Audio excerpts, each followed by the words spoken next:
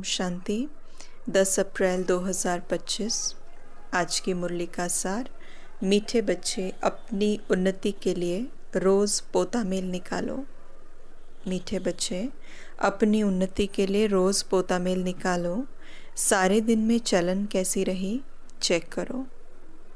यज्ञ के प्रति ऑनेस्ट यानी ईमानदार रहे। तो बाबा ने कहा कि हमारी चलन कैसी रही थ्रू आउट द डे, पूरे दिन के अंदर हमने क्या किया और क्या जो भी हमने किया, क्या हमारी एक्टिविटीज़ यज्ञ के प्रति प्रोग्रेसिव रही, यानी कि यज्ञ में एक तरीके से हम कहें कि मददगार रही या नहीं।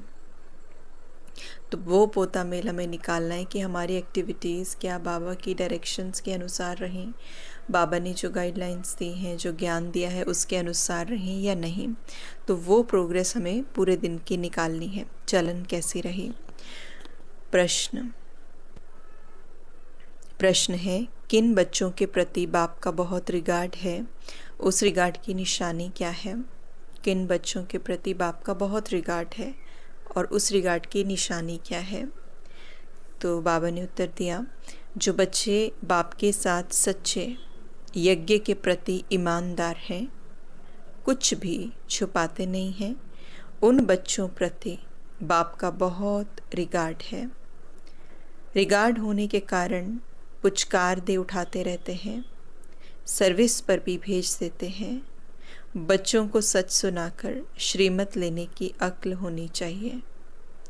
तो बाबा ने ये उन बच्चों के लिए उन बच्चों की निशानियां बताई, जिन बच्चों को बाबा कहते कि जिनका मैं भी रिगार्ड करता हूँ। तो जो सच्चे हैं, यज्ञ के प्रति ईमानदार हैं, कुछ छुपाते नहीं। नो डाउट बहुत सारी चीज़ें हो जाती हैं, लेकिन उन गलतियों को एक्नॉलेज करके फिर दोबारा से श्रीमत लेकर के उसी रास्ते पर आगे बढ़ना, तो ये एक बड़ा जिसे कहते हैं कि एक उन्नति की निशानी है। तो बाबा कहते ऐसे बच्चों का मैं रिगार्ड करता हूँ। धारणा के लिए मुख्य सार। पहला पॉइंट, अंतर्मुखी बनकर शरीर के भान से परे रहने का अभ्यास करना है। अंतर्मुखी बनकर शरीर के भान से परे रहने का अभ्यास करना है। खान पान चाल चलन सुधारना है। सिर्फ अपने को खुश करके अलबेला नहीं होना है। दूसरा, चढ़ाई बहुत ऊंची है, इसलिए बहुत खबरदार होकर चलना है। चढ़ाई बहुत ऊंची है, इसलिए बहुत खबरदार होकर चलना है। कोई भी कर्म संभाल कर करना है, अहंकार में नहीं आना है। उल्टा कर्म करके सजाएं नहीं खानी है, सजाएं नहीं तैयार करनी है। गांठ बांधनी है कि हमें लक्ष्मी नारायण जैसा बनना है। तो ऑब्वियसली जैसे बाबा ने कहा, चढ़ाई बहुत ऊंची है, इसलिए बहुत अटेंशन के साथ हमें चलना पड़ेगा। ऐसा कोई कर्म हमारे से ना हो जाए कि जिससे हम अपने आप के लिए एक डिफरेंट तरीके का कॉन्सिक्वेंस तैयार कर लें, डिफरेंट तरीके की एक पनिशमेंट हम तैयार कर लें। क्योंकि हमें जो भी मिल रहा है वो है तो हमारी ही एनर्जी, जो एक रिटर्न जर्नी पे हमारे सामने आ रही है। इसीलिए बाबा ने कहा कि गांठ बांध लेनी है कि हमें लक्ष्मी नारायण जैसा बनना है, हमें उस जीवन मुक्ति की स्टेज को अभी ही अनुभव करना है। वरदान, रूहानियत की श्रेष्ठ स्थिति द्वारा वातावरण को रूहानी बनाने वाले सहज पुरुषार्थी भव। रूहानियत की श्रेष्ठ स्थिति द्वारा वातावरण को रूहानी बनाने वाले सहज पुरुषार्थी भव। सहज पुरुषार्थी, ये बाबा ने आज हमें टाइटल दिया। एक्सप्लेन बाबा करते हैं, रूहानियत की स्थिति द्वारा अपने सेवा केंद्र का ऐसा रूहानी वातावरण बनाओ जिससे स्वयं की और आने वाली आत्माओं की सहज उन्नति हो सके। क्योंकि जो भी बाहर के वातावरण से थके हुए आते हैं, उन्हें एक्स्ट्रा सहयोग की आवश्यकता होती है। इसलिए उन्हें रूहानी वायुमंडल का सहयोग दो। सहज पुरुषार्थी बनो और बनाओ। सहज पुरुषार्थी बनो और बनाओ। हर एक आने वाली आत्मा अनुभव करे कि ये स्थान सहज ही उन्नति प्राप्त करने का है। जो भी आत्मा आए उसे ये अनुभव हो कि ये स्थान जो है वो सहज ही उन्नति प्राप्त करने का है। तो बेसिकली बाबा ये कह रहे हैं कि जब हमारी स्थिति रूहानियत वाली होती है, जब हम ज्ञान में स्थित होते हैं, जब हमारी मनसा वाचा कर्मणा व्यवहार जो है, एटीट्यूड जो है, जब हमारा धीरे धीरे बदलने लगता है, एक एक विचार हमारा वातावरण में बहुत एक अलग तरीके की तरंगे फैलाता है, अलग तरीके का कंफर्ट फैलाता है, अलग एनर्जी फैलाता है।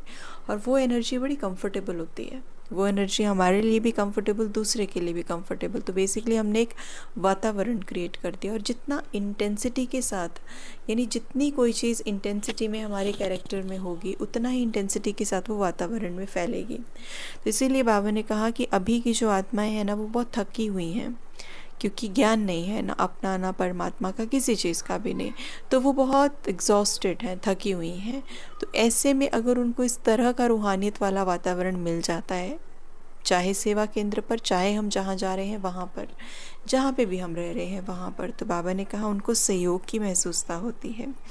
और जो भी आत्मा आपके कांटेक्ट में आए, तो माना उनको अनुभव होना चाहिए कि उनकी उस जगह पे आकर के या आपके साथ मिल कर के एक तरीके से वो लाइट हो रहे हैं, वो बर्डन फ्री हो रहे हैं, और उनकी अपनी उन्नति हो रही है, प्रोग्रेस हो रही है। वो लाइटनेस महसूस करें, वो एक फ्रेशनेस महसूस करें। तो वो तभी होगी जब हम लाइट होंगे, जब हमारे जीवन के अंदर रूहानियत काम कर रही होगी, जब हमारे जीवन के अंदर वो क्वालिटीज़ काम कर रही होंगी। नहीं तो अगर वो हमारे जीवन में नहीं है, वी आर हैवी, तो वो भी वही एनर्जी कंज्यूम करेंगे। स्लोगन है, वरदानी बन शुभ भावना और शुभ कामना का वरदान देते रहो। वरदानी बन शुभ भावना और शुभ कामना का वरदान देते रहो। अव्यक्त इशारे कंबाइंड रूप की स्मृति से सदा विजयी बनो। बाप कंबाइंड है, इसलिए उमंग उत्साह से बढ़ते चलो। कमजोरी, दिल शिकस्तपन बाप के हवाले कर दो। अपने पास नहीं रखो, अपने पास सिर्फ उमंग उत्साह रखो। सदा उमंग उत्साह में नाचते रहो, गाते रहो और ब्रह्मा भोजन करते रहो। उमंग और उत्साह जो एक ज़ील है, एंथुजियाज़म है, बाबा कहते बहुत सारी चीज़ें आती हैं, बहुत सारे अप्स एंड डाउन्स आते हैं, वीकनेसेस आती हैं हमारी अपनी ही, फिर दिल शिकस्त भी हो जाते हैं, कुछ एक फेलियर्स का सामना करना पड़ता है। लेकिन बाबा कहते बाप कंबाइंड है, उसका ज्ञान जो है हमें मिल चुका है। तो उसके अनुसार, उसके ज्ञान के हिसाब से जब हम सारी चीज़ों को, सारी बातों को अपने अंदर धारण करते हैं, तो उमंग, उत्साह, यही दो चीज़ें हमारे जीवन में बचती हैं। ओम शांति।